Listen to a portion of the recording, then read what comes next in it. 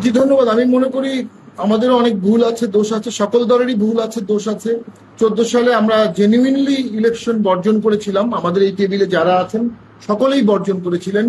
এবং এরশাদ স্যার দেশকে, গণতন্ত্রকে বাঁচানোর জন্য এরশাদ স্যার এবং জিএম তাদের নিজের জীবনের নিয়ে উনি 14 সালে বর্জন করেছিলেন। পরে ওনাকে সিএমএইচে নিয়ে করে রাখা হয়েছিল। এবং এরপরে 18 সালের যে ভোটটি হয় সেখানে সকলেই অংশগ্রহণ করেছিল, সেটিও প্রশ্নবিদ্ধ ইলেকশন, আমি অস্বীকার করব না।